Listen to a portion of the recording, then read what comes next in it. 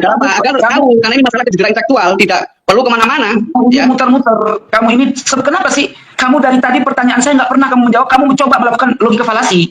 Saya sudah menjawab sedemikian rupa pertanyaan kamu dengan narasi-narasi yang ada di kitab itu. Sementara kamu pun nggak punya naskahnya. Kamu punya nggak naskahnya? Coba saya tanya. Loh, makanya saya tanya kepada Teguh Kori sekarang ini. Itu pernyataan Teguh Kori. Ya. Saya tanya, punya tidak?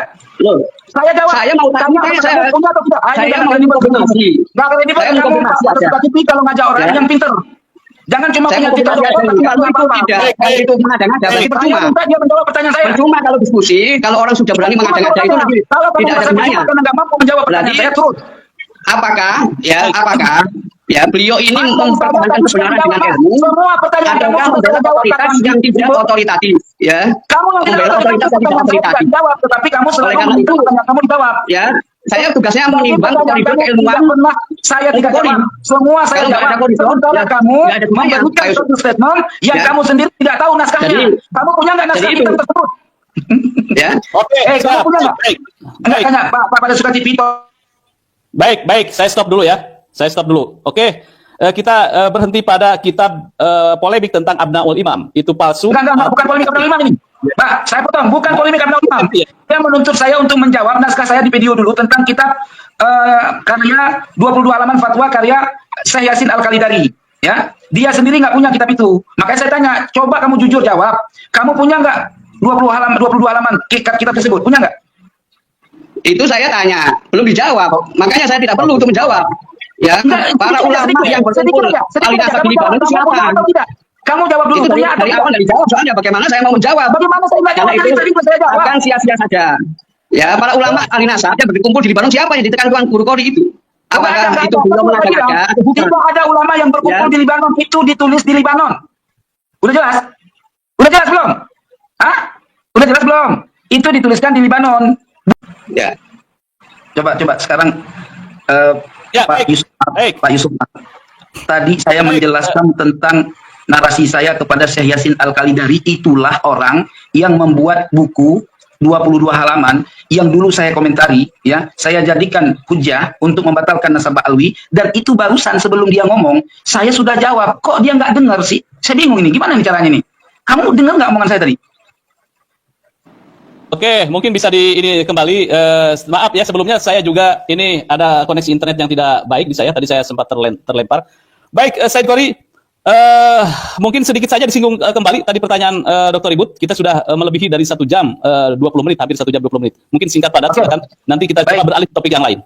Yang menuliskan kitab tersebut 22 halaman itu, ya, namanya Syekh Sayyid Yasin Al-Khalidari Al-Musawi Ar-Radhawi Al-Hashimi. Ya. Di dalam naskah tersebut, ya, dia menyatakan nasabah alwi itu adalah maudhu'ah, batil, ya. Udah. Saya menukil daripada kitab tersebut atau 22 halaman tersebut hasil daripada muktamar ulama Libanon. Ternyata di dalam naskah tersebut bukan hasil muktamar, ya. Setelah kita baca rinci, itu bukan hasil muktamar. Dilakukan fatwa tersebut dituliskan di Libanon, bukan hasil muktamar.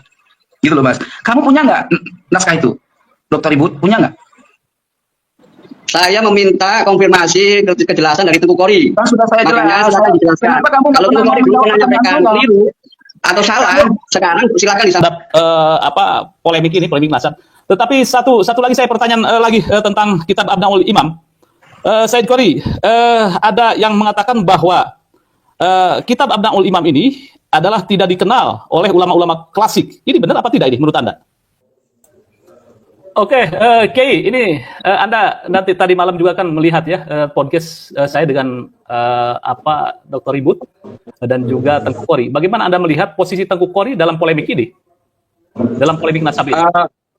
Pertama, tentu saya akan mengapresiasi Tengku Kori sebagai orang yang punya minat keilmuan, meskipun dengan beberapa keterbatasan psikologis, emosional dalam membangun wacana diskursus ilmiah.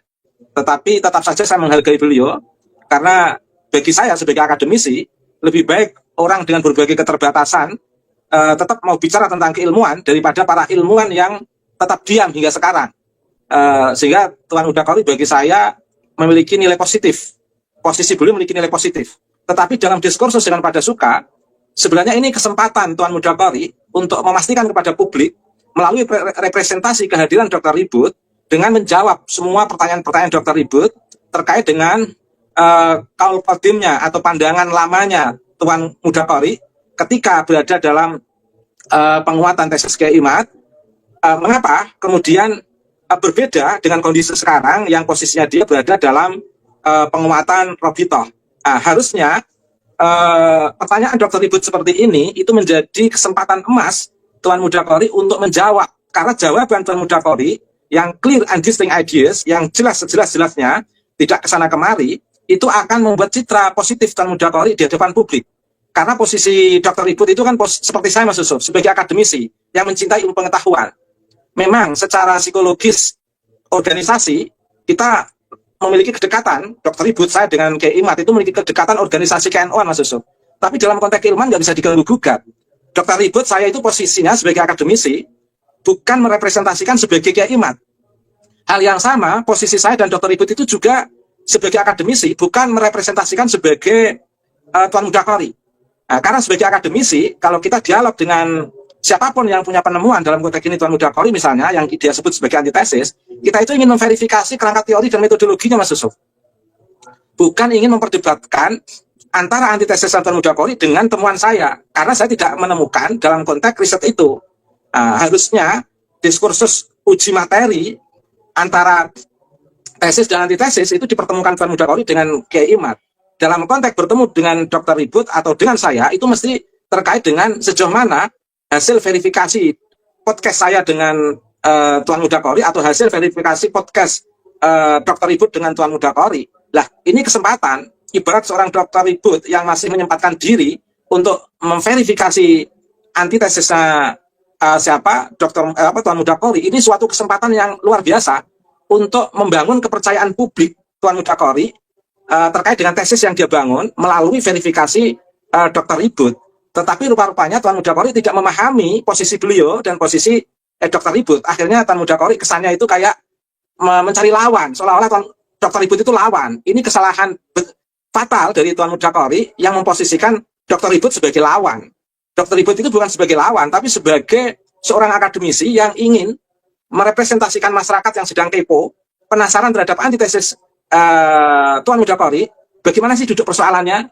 Dan ketika Tuan Mudakori bisa menjawab hasil verifikasi Dr. Ribut, itu secara tidak langsung mendongkrak atau mengangkat citra antitesis Tuan Mudakori. Tetapi ternyata ini tidak dilakukan oleh Tuan Mudakori karena ketidakpahaman beliau dalam memposisikan diri beliau dan memposisikan Dr. Ribut sebagai akademisi. Itu Mas Yusuf, terima kasih. Oke, baik. Kiai, sejauh mana tesis Kiai Imad ini memberikan kontribusi terhadap perdebatan ini?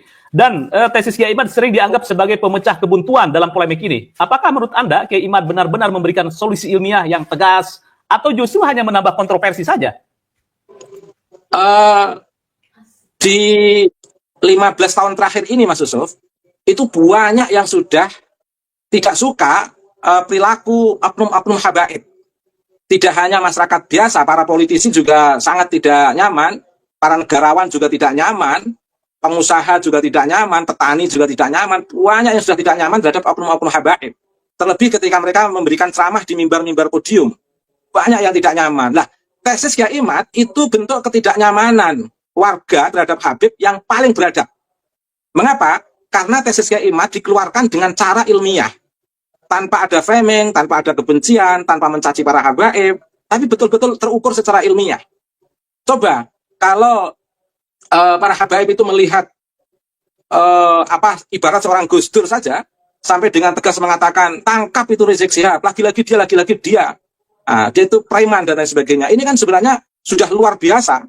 Seorang Gus Dur yang akademisi, yang ilmuwan, bapak bangsa, guru bangsa pun sampai merefleksikan yang seperti itu. Itu artinya apa? Perilaku oknum Habib Ba'alwi ini itu sudah mencapai puncak yang sangat mengkhawatirkan terhadap keberagaman bangsa ini, Mas. Lah, Kiai Imad itu salah satu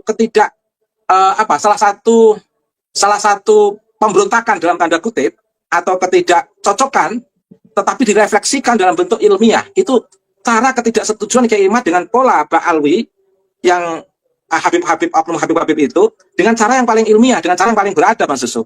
Lah, cuman memang yang menjadi problem ketika belum ada Kiai Imad, beberapa muhibbin atau habib ini memang masih nampak sikap arogan, hegemonik, jumal dan sebagainya. Tetapi setelah ada tesis Kiai Imad itu meredakan arogansi para habaib. Sehingga para habib ini lebih baik sekarang ini Mas di tengah masyarakat. Dan itu dirasakan masyarakat bawah. Pola-pola gawin itu sudah tidak seperti dulu Mas Yusuf. Dan selain itu masyarakat yang kontra terhadap habaib karena melihat pola tingkah yang saya gambarkan tadi itu juga semakin puas terhadap tesis Kiai Imad. Jadi sama-sama dikolengdunkan oleh tesis Kiai Imad. Habaib merasa sudah mulai tidak menyebut nama-nama kebun binatang, ibarat seorang tokoh dari oknum mereka itu dulu suka menyebut nama-nama hewan, sekarang sudah santun. Ceramah-ceramah di FPI, orang-orang FPI juga sudah semakin santun. Dan masyarakat juga semakin puas dengan adanya tesis, sehingga meminimalisir konflik horizontal antara kubu para habaib dan muhibbin ini dengan masyarakat pribumi. Sehingga tesis Kiai Imad ini sangat membantu untuk membangun moderasi beragama, Mas. Tapi sebelum ada tesis Kiai Imad, moderasi beragama itu seperti benar-benar terancam, Mas Yusuf. Terima kasih. Oke, pertanyaan ini satu lagi, apa yang menurut Anda ini menjadi inti perbedaan pandangan antara Tengku Qori dan Kiai Imad dalam hal nasab alawi? Saya membaca Tengku Muda Qori itu masih labil secara keilmuan, Mas Yusuf.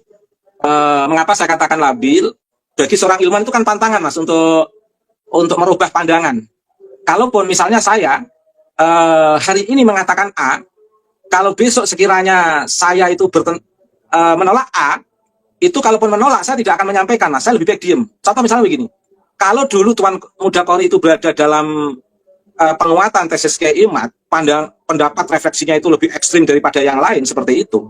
Tiba-tiba kalau dia seperti ini, itu kalau dia nggak labil, dia akan diam, Mas. Asukut salamah, falyakul khairan al yasmut.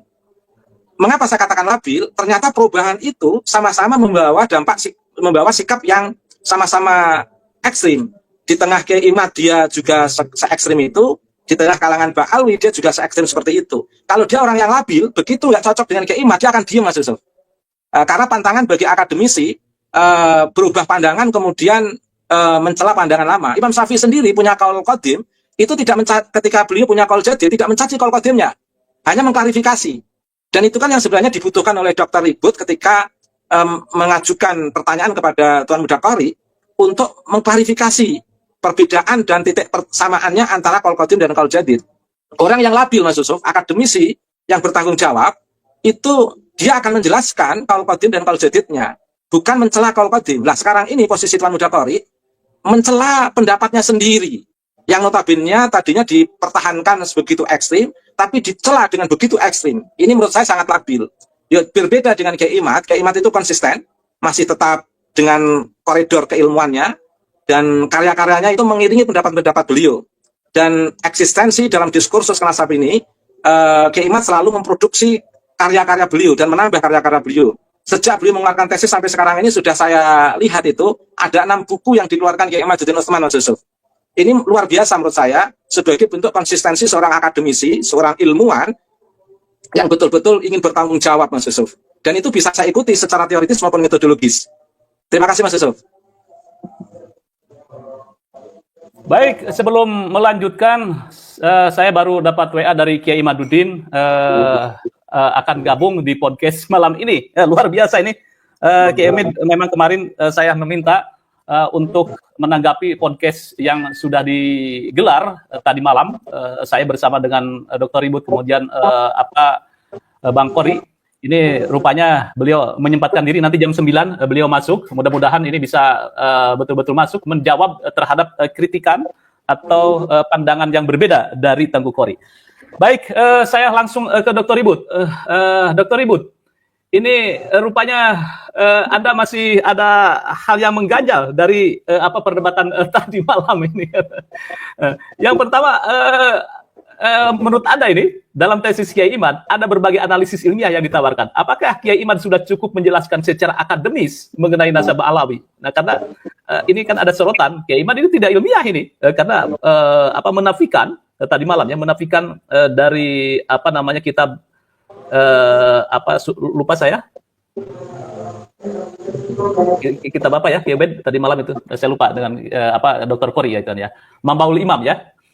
Koreksi kalau saya baik, kalau saya salah. Silakan Dr. Ribut. Monggo. Ya, Ya. sebentar lagi. Assalamualaikum warahmatullahi wabarakatuh. Waalaikumsalam warahmatullahi wabarakatuh. Bismillahi walhamdulillah wassalatu wassalamu ala rasulillah Muhammad ibn Abdillah wa ala alihi wa sahbihi wa man wala amma ba'du. Ya, yang saya hormati owner pada Suka TV Pak Yusuf, ya. Wa aku subizikri, ya, Fadilatul Syekh Dr. Ubaidillah, ya. Salam hormat saya untuk beliau dan terima kasih saya juga yang atas totalitas beliau dalam menjalankan kewajiban fardu kifayah, ya, untuk menjelaskan membela nasab baginda Rasulullah Muhammad Shallallahu Alaihi Wasallam. Ini saya, ya, alhamdulillah juga ini masih di bulan suci, ya, mudah-mudahan ini bisa memberikan pencerahan tidak hanya pada intelektualitas tapi juga pada spiritualitas umat Islam, insya Allah. Ini saya kemarin seperti yang disampaikan Pak Yusuf barusan, ya, terkait masalah yang mengganjal, ya. Saya kemarin ya terus terang karena faktor psikologis kalau bahasanya Dr. Ubaidillah itu, saya mencoba untuk menjelaskan, ya, tentang pentingnya koridor berpikir Islami dalam menjelaskan persoalan nasab, baik yang mendukung tesis maupun yang ingin merumuskan antitesis. Jadi kalau miliknya Tengku Qori itu belum bisa disebut antitesis, ya. Beliau belum punya tulisan yang bersifat memadai untuk bisa dikaji. Berbeda dengan Kiai Haji Imaduddin Utsman, ya. Ya, yang beliau juga sesuai dengan prinsip al-bahsu laisa bil kam bal bil kaif. Jadi penelitian itu pada dasarnya itu ditentukan oleh bukan oleh kuantitasnya, bukan oleh jumlah halamannya, tetapi oleh kualitasnya. Sejauh mana ide, metodologi, paradigma, konsep semuanya itu bisa terintegrasi secara konsisten. Dan ini saya melihat, ya, mulai dari wacana bahkan juga buku-buku Kiai Imad yang secara utuh, ya, seperti buku Ilmu Nasab, Istilah dan Metodologi, di mana beliau juga menyampaikan bagaimana metodologi orang penetap nasab, bagaimana metodologi menafikan nasab dan seterusnya, dan dilengkapi dengan literatur referensi untuk jadi pegangan peneliti nasab dari abad ke-3 sampai abad ke-15. Ya, disebutkan di situ abad ke-7-nya ada Asy-Syajaratul Mubarakah, kalangannya Imam Al-Fakhr Razi itu.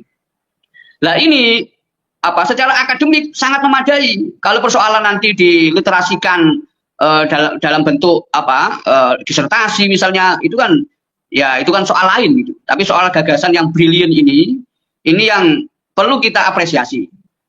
Ya, dan juga saya juga mengapresiasi, ya, Tuan Qori kalau mau betul-betul tulus di dalam mencari kebenaran. Jadi kebenaran versus kebenaran itu yang perlu diperjuangkan oleh siapapun, bukan viralitas versus viralitas. Kalau Tuan Qori ini beliau itu lebih kepada viralitas. Karena apa? Karena akan jadi heboh, yang sebelumnya mendukung menjadi pembantah. Jadi lebih kepada viralitas. Karena wah, heboh sekali ini akan menggelegar karena dulunya pendukung menjadi pembantah. Nah, ini bisa dimaklumi lah. Tapi kita akan menantikan bagaimana kualitas penulisan itu. Walaupun nanti ya masih labil lah gitu. Yang kemarin saya tanyakan itu terkait, ya, saya sebenarnya udah baca, udah tahu, cuma kan saya mau verifikasi, mengkonfirmasi apakah beliau sebagai peneliti itu menyadari betul kalau beliau peneliti atau sekedar semangat untuk beretorika atau bahkan menyerang lawan debatnya. Itu aja. Ya. Seperti kemarin yang saya tanyakan, bagaimana ketika orang ceramah mengatakan ulama nasab berkumpul di Lebanon dalam konferensi internasional. Jadi para ulama nasab itu kan dalam bahasa nahwunya kan jamak. Ya, itu kan kalau sampai ngomong begitu, ya, dalam ceramah itu kan ternyata keliru. Lah ini luar biasa ini, ya. Jadi mohon maaf dalam tanda kutip kecerobohan dan dampaknya yang viral itu ya menakutkan sekali. Ya, dalam kitabnya As-Suyuful Mujliyah itu, yang ternyata itu ya bantahan untuk seseorang yang mengklaim nasabnya tersambung kepada Ba'alawi, yang dibantah nasab pribadinya dengan diperkuat keterputusan nasab Ba'alawi yang sudah ada sebelumnya, kajiannya sudah ada sebelumnya, ya, yang ditulis oleh As-Sayyid Abil Qasim Dr. Yasin Al-Khalidari itu yang nulis itu ya bukan sembarang orang itu. Beliau menulis dengan sangat padat, bil kaif, ya, kualitasnya luar biasa, hanya 22 halaman. Ya, jadi kan ini seperti yang diomongkan oleh, sorry, ya, ini kitabnya kan ya, kitabnya di halaman berapa? Ya. Ini? Coba. Ini Iya benar, itu halaman 1 sampai 22. Ini nanti ada beberapa poin. Ya, ini yang saya perlu ingatkan. Seperti review yang dilakukan oleh Wakil Menteri Pendidikan Tinggi ya, Prof. Stella itu yang jadi guru besar di Chicago ya, di Amerika, dan sekaligus juga guru besar di Tiongkok, di Cina. Ya, itu kan beliau melihat, ya ini kenapa mahasiswa kok diwajibkan misalnya membuat skripsi harus sekian halaman minimal, tesis minimal sekian halaman, disertasi minimal sekian halaman. Itu janganlah paradigma itu dipakai. Itu beliau melakukan review itu. Karena kualitas dalam riset bukan ditentukan oleh jumlah halamannya. Tapi dimulai dari pikiran dan diksi-diksi yang digunakan dalam penelitian itu. Bagaimana tingkat koherensinya dan bagaimana tingkat konsistensinya. Itu yang diutamakan dalam riset. Nah, kalau kemudian kalau ada peneliti yang sifatnya tadi mengatakan para ahli nasab berkumpul, yaitu para ahli nasab dalam konferensi nasab di Lebanon, wah itu dampaknya luar biasa. Keterobohan itu ya. Nah, ini yang perlu saya tekankan, itu misalnya dalam buku ini ada 4 poin ya, ada 4 poin, itu ada di halaman 6 ya, di halaman 6 ya, halaman 6 itu kan. Nah, halaman 6 itu kan ada poin yang disebutkan butlanu nasabil mad'u kamalil hud bi butlani nasabi ba'alawi fil Yaman. Jadi ada orang yang di situ mengaku dia sebagai istilahnya Nakoba Ashraf di Lebanon, ya, dia mengaku-ngaku Kamal Hud itu. Ya, dia mengaku punya nasab yang tersambung kepada Rasulullah. Ya, kemudian diteliti oleh Dr. Khalidari ini ternyata tidak tersambung. Ditambah lagi, kenapa? Karena nasab Ba'alawi itu sudah batil, sudah butlan. Ya, ini poin yang pertama. Kemudian di poin yang kedua, ya, sanian, ya, berikutnya halaman 7 itu. Di halaman 7, ya. Nah, coba apa yang beliau sampaikan di poin ini. Butlanu nasabi Ba'alawi bisyawahid tarikhiyah. Jadi batalnya nasab Ba'alawi itu sudah banyak dibahas dengan syahid-syahid sejarah, dengan data-data sejarah. Wa ma jaa bi syahadatil mu'arrikhin, dan juga saksi-saksi para sejarawan. Wabil idhofati ila ma jaa bi ummahati kutubin nasab. Ditambah lagi dengan referensi data yang ada dalam kitab induk nasab. Jadi ummahati kutubin nasab. Ini luar biasa. Jadi kajian itu sebenarnya Kiai Iman tidak sendirian, walaupun Kiai Iman beliau mempelopori di Nusantara ini, tapi untuk yang mengatakan batal beliau tidak sendirian. Ya, karena kebenaran itu adalah terbuka untuk siapapun. Ya, terbuka untuk siapapun. Apalagi kebenaran yang sifatnya nasab ini tidak bisa disintesakan. Ya, satu orang mengatakan benar, satunya mengatakan salah, digabung nggak bisa. Kalau putus berarti tidak tersambung. Kalau tidak tersambung, ya berarti ya putus. Ya, itu nggak bisa digabung, nggak bisa dijamekkan. Ya, beda dengan ya barangkali kalau dalam pendekatan fikih yang rasionalisme itu mungkinlah ya, karena ta'adudul riwayat misalnya, atau ta'adudul ara' bainal ulama al-mu'tabarin misalnya, oke lah, nggak masalah. Tapi masalah nasab ini ya konsekuensinya satu.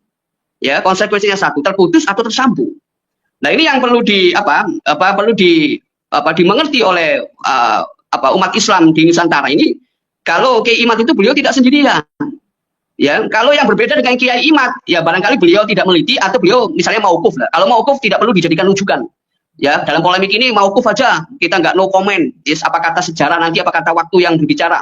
Ya itu tidak bisa dijadikan rujukan, silakan itu urusan masing-masing. Tapi yang berjuang masalah fardu kifayah ini, ya bersuara tanpa jeda, ini nanti insya Allah ada hisabnya. Kalau itu berpahala ya berpahala di hadapan Allah. Kalau itu dosa nanti ya akan menanggung dosa. Nah, ini yang poin kedua. Yang poin ketiga ini nggak saya baca lengkap ya. Jadi poin-poinnya aja. Di poin ketiga itu halaman ke-10. Ya, halaman ke-10 ini yang main idea. Ya, ide intinya. Ya, Imad. Ya.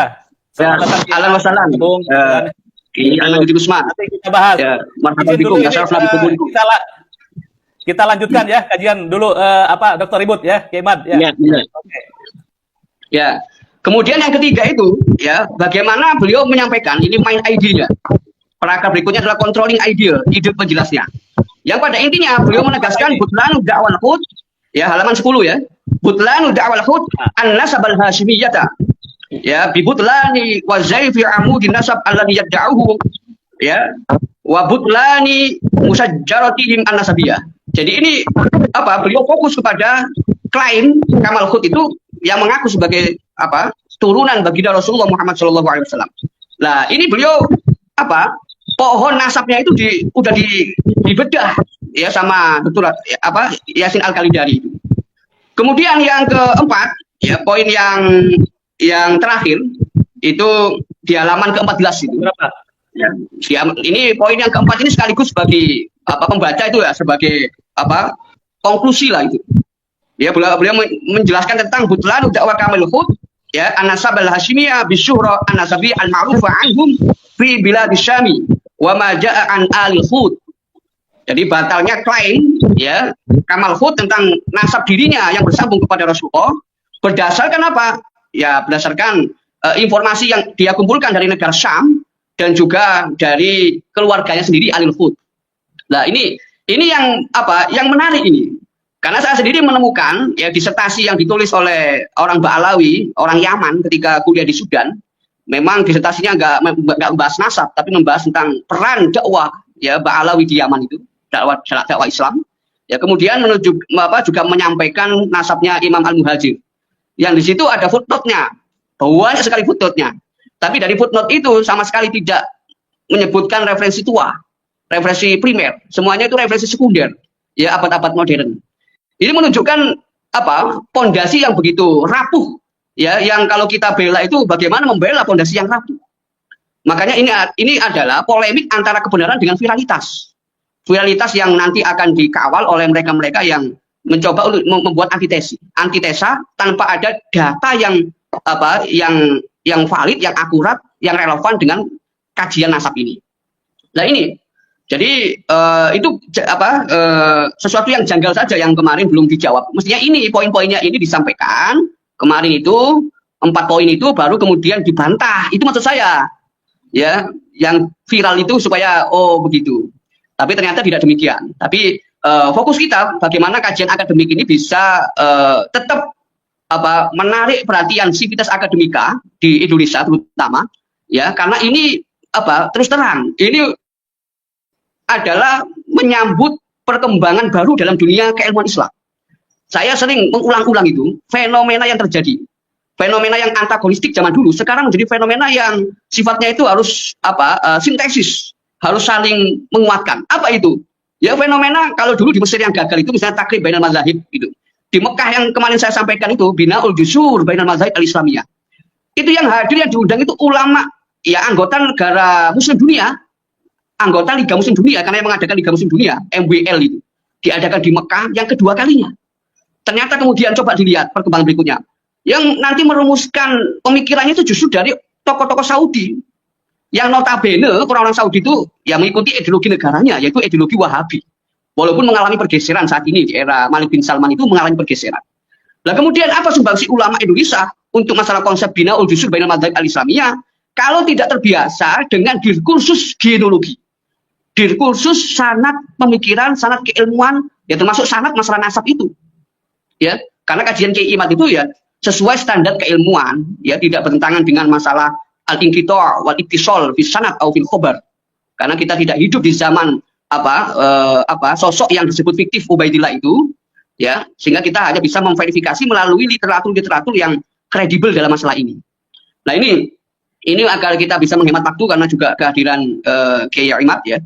Jadi itu saja sementara kejanggalan saya Pak Yusuf sudah saya sampaikan. Mudah-mudahan ini bisa memberikan pemahaman yang yang lebih utuh kepada publik ya tentang masalah polemik nasab ya. Terima kasih. Ya, Pak Yusuf.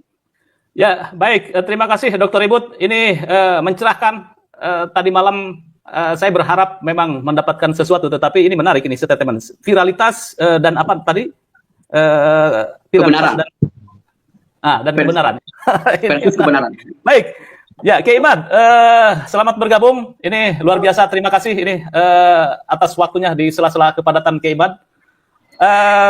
Kiai Imad mungkin tadi malam menyimak, tetapi ada beberapa hal tentang kitab Abnaul Imam. Versi Kiai Imad itu kan sudah masyhur bahwa kitab itu adalah palsu itu aja kalau istilah Kiai Imad. Kemudian kata Kiai Tangku Qori itu adalah asli, dan justru Kiai Imad yang memberikan sebuah fatwa palsu itu menjadi tidak ilmiah. Ini silakan mungkin dari summary yang bisa Kiai sampaikan. Baik, Mas Yusuf, Dr. Haji Ribut Muda, Dr. Kiai Ubedillah Tamam. Assalamualaikum warahmatullahi wabarakatuh. Assalamualaikum warahmatullahi wabarakatuh. Tadi pemaparan dari Dr. Kiai Ubedillah dan Dr. Ribut, dan terakhir itu Dr. Ribut mengatakan kalau tersambung ya tersambung, kalau putus ya putus. Sebenarnya kan itu sudah qat'i, putusnya itu sudah qat'i dengan adanya tes DNA yang sudah dapat kita akses bersama, baik melalui kajian dari Dr. Sugeng Sugiarto maupun dari jurnal-jurnal ilmiah yang ada di dunia maya yang bisa kita akses melalui portal-portal ilmiah yang kita bisa saksikan, kita bisa baca dari hasil karya Closop, Michael Hammer dan lain sebagainya, bahwa keturunan Nabi Muhammad SAW itu sudah dikaji dan disimpulkan harus berhaplogrup J1. Sementara Balawi ini G. Artinya mereka bukan sebagai keturunan baginda Nabi, mereka juga bukan keturunan Nabi Ibrahim. Nah, itu sebenarnya dari situlah kita harus pertama kali mengkaji dari nasab Balawi sebenarnya. Sebenarnya Dr. Ribut, Dr. Kiai Ubed, ini nasab Balawi sudah tidak layak masuk dalam kajian historis, sudah tidak layak masuk dalam kajian filologis, sudah tidak layak masuk dalam kajian ilmu nasab. Kenapa? Karena secara genetika mereka sudah qat'iyyud dilalah, bukan sebagai orang Arab, bukan sebagai keturunan Bani Hashim, bukan keturunan Ibrahim. Bagaimana mereka itu bisa menjadi keturunan Nabi Muhammad? Sedangkan keturunan Bani Hashim aja bukan, keturunan Nabi Ibrahim saja bukan. Tetapi diskursus ini harus terus menjadi perhatian publik. Maka pengamat-pengamat yang ahli dalam bidang metodologi seperti Dr. Kiai Ubed, Dr. Ribut, ini penting untuk terus mencerahkan kepada publik bahwa dengan terus kita suarakan, terus kita bahas, maka akan semakin banyak masyarakat yang tercerahkan, termasuk adanya fenomena Tengku Qori balik badan. Itu merupakan sebuah kudratullah bahwa isu nasab ini akan terus menarik untuk dikaji. Kemarin kita lihat betapa menariknya diskusi antara seorang ilmuwan Nahdlatul Ulama dari Pulau Sumatera dengan juga seorang pengkaji pembela nasab Balawi yang berasal juga dari Pulau Sumatera. Jadi semalam itu adalah dua ilmuwan dari Pulau Sumatera, yang satu dari Jawa Barat, itu sibuk main HP kata para komentator itu, sehingga dua singa dari Sumatera ini bertarung seperti dibiarkan saja gitu semalam itu. Ini banyak komentar-komentar seperti itu. Nah, apa yang bisa saya berikan garis bawah dari diskusi semalam antara Dr. Ribut Nurhuda dengan Tengku Qori, yaitu narasi Tengku Qori tentang Abnaul Imam seperti yang disinggung oleh Mas Yusuf tadi, bahwa Tengku Qori sekarang ini kembali untuk mempermasalahkan kitab Abnaul Imam. Karena memang jika kajiannya adalah kajian historis, kajian adalah kajian naskah, maka Ba'lawi ini tidak mungkin lagi bisa ditolong kecuali hanya dengan narasi-narasi falasi, dengan adanya manipulasi data dan sebagainya. Nah, kitab Abnaul Imam ini termasuk dalam kategori beberapa manipulasi data yang telah dilakukan Balawi. Jadi ada yang namanya disebut dalam istilah ilmu sastra Arab itu disebut dengan kitabatun manhulah. Jadi tulisan-tulisan yang palsu, yaitu nisbatul kitabah ila ghairi katibihi li gharadin. Jadi adanya sebuah tulisan yang dinisbatkan kepada bukan penulisnya li gharadin untuk suatu tujuan. Nah, selain kitab Abnaul Imam, itu sudah ada beberapa kitab yang dipalsukan oleh penulis-penulis Balawi. Seperti kitab Ar-Raudul Jali yang dinisbatkan kepada Murtada Az-Zabidi, seorang ulama besar. Ya, pada tahun 1205 Hijriah beliau wafat. Kemudian Hasan Muhammad Qasim dari Mesir diminta oleh seorang Balawi yang ada di Mesir untuk menciptakan sebuah kitab palsu yang di situ menyebut nama Ubaidillah atau Abdullah. Kemudian ditulislah kitab Ar-Raudul Jali itu, kemudian disubstitusikan sebagai karya daripada Imam Murtada Az-Zabidi. Dan itu sudah diteliti oleh pakar filolog dari Yaman, yaitu Abu Bakar Badib yang merupakan pembela Balawi juga. Tetapi ketika Abu Bakar Badib ini memberikan kata sambutan di dalam tahqiqnya dalam kitab Ar-Raudul Jali itu, beliau jujur mengatakan bahwa kitab ini sangat sulit untuk dinisbatkan kepada Murtada Az-Zabidi. Kenapa? Badib mengatakan sangat sulit karena dia pendukung Balawi. Kalau Imaduddin Usman mengatakan bahwa jelas-jelas kitab ini adalah kitab palsu yang dikarang oleh Hasan Muhammad Qasim 50 tahun yang lalu dari hari ini, kemudian diasosiasikan, disubstitusikan sebagai karya dari Murtada Az-Zabidi. Yang kedua adalah kitab Tarikh Sambal Hadramaut. Kitab Tarikh Sambal atau Tarikh Hadramaut yang dikarang katanya oleh seorang sosok yang bernama Sambal, Syekh Sambal, yang katanya dia hidup di abad ke-10 Hijriah. Tetapi ketika Serjen, seorang peneliti dari Barat, meneliti kitab ini, maka disimpulkan kitab ini adalah kitab palsu yang dikarang oleh sosok yang fiktif. Kemudian juga kitab Tarikh Ibnu Hisan. Ini Ibnu Hisan sosok yang historis. Dia hidup abad ke-9 Hijriah, menulis sebuah kitab sejarah, Tarikh Hadramaut Ibnu Hisan, kemudian hilang. Nah, setelah hilang diciptakan kembali oleh Muhammad Abdullah Al-Habsyi dengan di dalamnya menyebutkan Faqih Muqaddam. Nah, kemudian kitab itu menurut para peneliti di Yaman juga bahwa kitab ini tidak bisa dinisbatkan kepada Ibnu Hisan karena di dalamnya sudah ada interpolasi, penambahan-penambahan yang dilakukan oleh muhakkiknya, yaitu Abdullah Muhammad Al-Habsyi. Ya. Hal-hal yang semacam ini terjadi juga pada Abnaul Imam ini. Abnaul Imam ini jelas kitab palsu yang kepalsuannya sudah diteliti oleh para ulama ahli nasab. Misal, seorang peneliti nasab yang bernama Al-Qaraja dalam kitab Al-Kafil Muntakhab halaman 106 sudah mengatakan di dalam kitabnya Al-Kafil Muntakhab halaman 106 bahwa kitab Abnaul Imam adalah kitab yang termasuk dalam kategori manhulah. Kitab manhulah, pakai hak ya, manhulah, yaitu kitab yang palsu, kitab yang nisbatul kitabah ila ghairi qaili.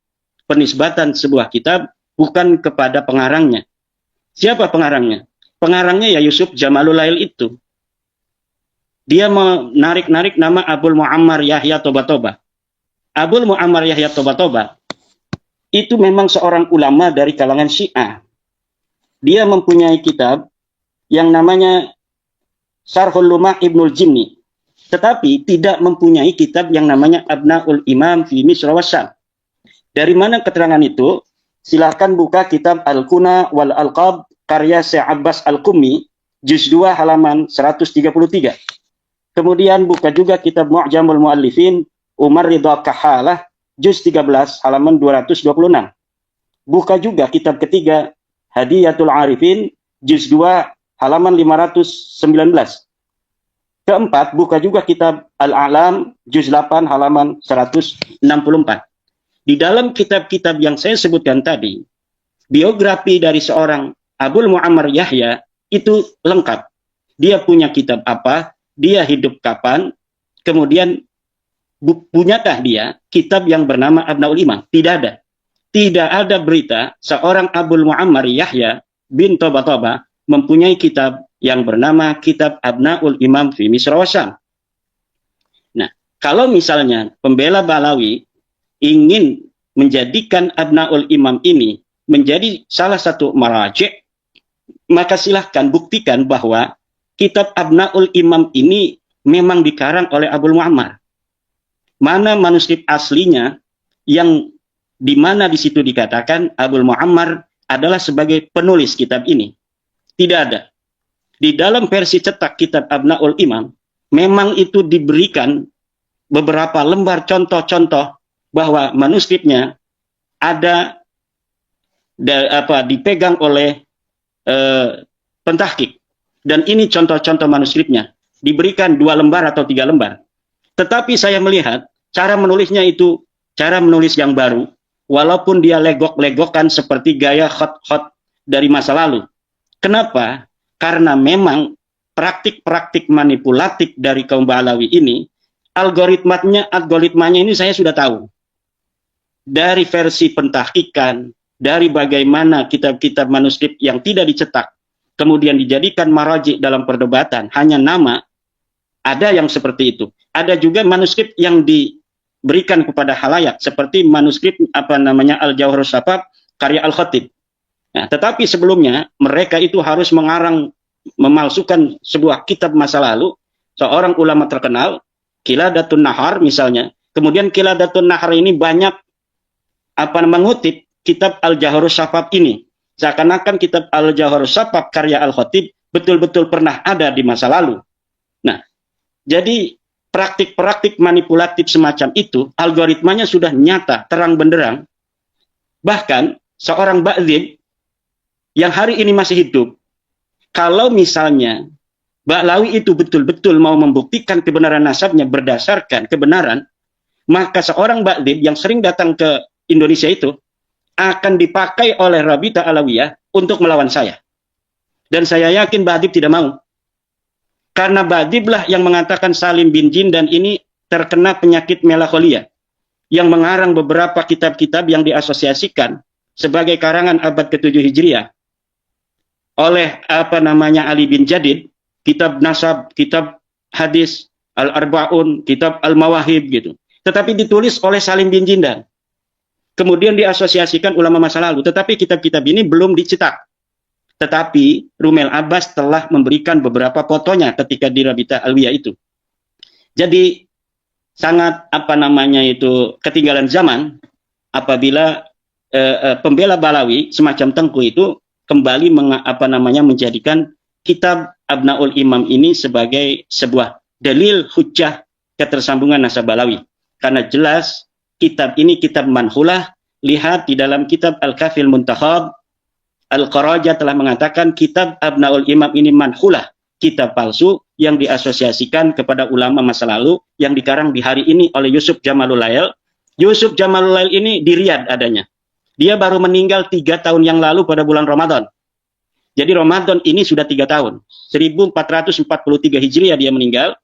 Hari ini 1446 Hijriah. Jadi ini sudah 3 tahun.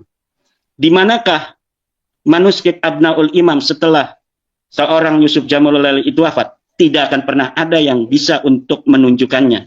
Kenapa? Karena memang manuskrip itu tidak pernah ada. Itu tentang Abnaul Imam. Kemarin juga Tengku itu berusaha membongkar kekokohan Syajarah Al-Mubarakah dengan narasi falasi bahwa di dalam kitab Syajarah Mubarakah Syekh atau Imam Fakhruddin Ar-Razi mengatakan dia memberikan kitab ini mengijazahkan kepada Syarabsah. Kata Tengku, Syarabsah ini adalah orang yang hidup di abad ke-8. Bagaimana seorang yang hidup di abad ke-8 diberikan ijazah oleh seorang yang hidup di abad ke-6, 579 Hijriah. Dikarang itu Syajarah Mubarakah dan wafat 604 Hijriah. Nah, ini adalah narasi falasi yang coba untuk mempengaruhi publik untuk meruntuhkan kekokohan Syajarah Al-Mubarakah. Bahwa seakan-akan Syajarah Mubarakah ini adalah kitab abad ke-8 atau ke-9. Seperti Rumel Abbas juga mengatakan bahwa kitab Syajarah Mubarakah ini adalah kitab karya Ibnu Inabah. Nah, itu adalah sebuah upaya-upaya sisa-sisa kekuatan untuk memberikan apa namanya itu hiburan, memberi hiburan kepada Balawi dan kepada kibin-kibin Balawi itu agar mereka tidak terlalu terluka. Jadi apa Rumel Tengku ini mau membunuh dengan pelan-pelan gitu, jangan sek gitu mati, itu nggak lucu gitu. Maka saya sering mengatakan mereka ini orang-orang yang kejam, orang yang memberi harapan, tetapi mereka tidak apa namanya itu menyelami psikologi manusia. Ketika seorang istri diiming-imingi akan diberikan kalung gitu, kemudian ketika menagih diomong lagi, insya Allah sebentar lagi abang ini bisnisnya mau meledak, sebentar lagi pada suka ini akan dapat hadiah 500 juta, nanti kita akan belikan. Nah terus saja begitu sampai apa harapan tidak pernah mati, tetapi selalu sedih karena setiap malam membayangkan kalung itu akan tiba. Begitulah Ba'lawi dan kibin-kibin itu dipermainkan oleh pembela-pembela yang mencari keuntungan agar mereka bisa untuk mendapatkan donasi dan lain sebagainya, seakan-akan mau mencari sesuatu yang bisa menyelamatkan mereka yang sudah koti ini, putus ini. Yang harus dilakukan menurut saya, Kiai Ubed, adalah membaca hijib-hijib as-sakron untuk merubah DNA mereka dari G menjadi DNA J1. Baru itu akan menyelamatkan. Kenapa? Masa ini masa modern. Jikapun mereka sanggup untuk mencari seorang ahli pemalsu manuskrip, baik dari sisi teks maupun dari sisi media teks, kertas yang memang setelah diuji itu masa lalu, tetapi mereka tidak akan bisa untuk merubah DNA mereka. Hari ini, siapa orang yang mengaku keturunan Nabi, namun haplogrupnya bukan J1, haplogrupnya L, atau haplogrupnya adalah G, maka mustahil dia keturunan Nabi, dan siapa yang mempercayainya adalah orang-orang yang berdosa yang harus bertobat kepada Allah Subhanahu wa Ta'ala. Nah, itu. Nah, bagaimana tentang syaraf sah itu? Nah, ini saya sampai terbawa emosi. Saya ngelihat Kiai Ubed ini kan suka bersedih gitu ya. Jadi saya kebawa oleh Muhammad dari Bani Mutamakin, sehingga saya terbawa emosi juga itu. Nah, ini tentang syaraf sah itu bagaimana? Syaraf sah itu betul-betul orang yang ada di abad ke-6 Hijriah. Bagaimana saya dapat membuktikan bahwa syaraf sah yang ditulis oleh seorang yang bernama Imam Fakhruddin Ar-Razi dalam kitab Syajarah Mubarakahnya, bahwa dia adalah orang yang betul-betul hidup di abad ke-6, silakan lihat kitab Umdatul Talib Al-Kubra halaman 225. Di dalam kitab Umdatul Talib Al-Kubra itu sudah ditulis silsilah dari syaraf sah. Dia adalah keturunan Nabi Muhammad SAW yang ke-17, ke-18. Ke-18 dari Ali Al-Uraidi. Kitab Umdatul Talib halaman 226. Nah, siapa Imam Fakhruddin Ar-Razi? Imam Fakhruddin Ar-Razi adalah keturunan Abu Bakar Siddiq ke-16. Jadi generasi dari Ali bin Abi Thalib yang ke-17 atau Nabi yang ke-18 itu masih bisa untuk bertemu dengan generasi yang sesudahnya. Saya misalnya generasi yang ke-10, dari kakek ke-10 saya. Anak saya itu yang bertemu saya kan generasi yang ke-11. Jadi orang yang masih berbeda satu generasi, dua generasi, itu masih bisa bertemu. Memang saya tidak bisa untuk mencari wafat pasti kapan tahun syaraf sah itu.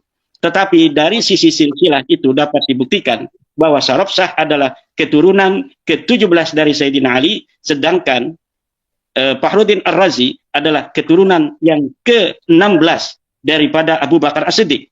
Abu Bakar As-Siddiq dulu dengan Sayyidina Ali bertemu, kemudian keturunannya ke bawah Imam Fakhruddin Ar-Razi, keturunan ke-6 dari Abu Bakar As-Siddiq, bertemu dengan keturunan Sayyidina Ali yang ke-17. Jadi ini matching kan? Jadi tidak bisa itu Tengku menggunakan apa namanya itu narasi palasi untuk membuat orang ragu terhadap kekokohan Syajarah Mubarakah.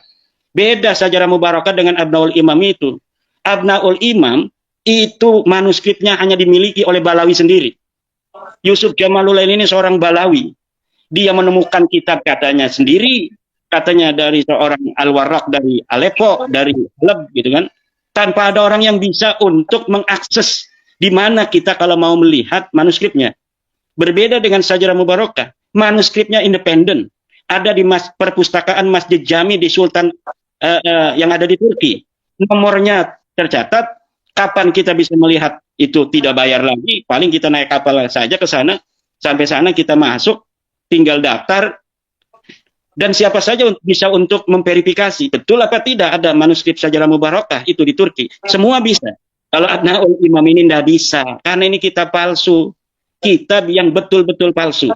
Dan saya kalau mau menulis kepalsuan-kepalsuan Balawi, kebohongan-kebohongannya, kedustaan-kedustaannya, itu mungkin tidak cukup 700 halaman seperti dalam ulama Nusantara menggugat nasab palsu. Kita membutuhkan 2000 halaman untuk memberitahu kepada masyarakat tentang bagaimana algoritma kepalsuan yang dibikin oleh Balawi dalam naskah-naskah mereka. Jadi betul-betul kalau misalnya kita ini mau berpikir sedikit saja, mau membaca saja, kemudian memverifikasinya, baca misalnya kitab saya atau buku saya, kemudian memverifikasi sendiri. Ini omongan-omongan Kiai Imad ini betul enggak? Seperti yang tadi saya sebutkan itu. Umdatul Talib halaman 226, di situ ada nasab syarab sah. Kemudian bisa untuk diteliti oleh kiai-kiai. Abul Muammar tidak mempunyai kitab Abnaul Imam, bisa diteliti. Silahkan buka dalam kitab Al-Kuna wal Alqab, kemudian dalam kitab Mu'jamul Mu'allifin, Hadiyatul Arifin, dalam kitab Al-A'lam Az-Zarkali, dan lain sebagainya. Bahwa Abul Muammar Toba-Toba ini betul-betul tidak mempunyai kitab Abnaul Imam fi Misra wa Syam. Ini kitab palsu, nggak ada sama sekali. Dia diambil dari ruang hampa. Nama-nama ulama seperti Ibnu Sodaqo Al-Halabi, Al-Warraq, kemudian As-Saparayini, Al-Maqdisi, semuanya hanya diambil namanya tanpa ada ikut campur dengan urusan pemalsuan manuskrip itu. Nah, jika ingin membantah, maka pembela nasab Balawi harus menghadirkan manuskrip di mana Abnaul Imam itu dicetak. Jadi dia harus mengambil manuskripnya. Ini manuskripnya sesuai dengan versi cetaknya. Kalau tidak seperti itu, maka narasi dari Al-Qarraja, seorang ahli nasab yang telah mengarang kitab Al-Kafil Mutakhab, bahwa itu kitab manhulah, kitab palsu, betul.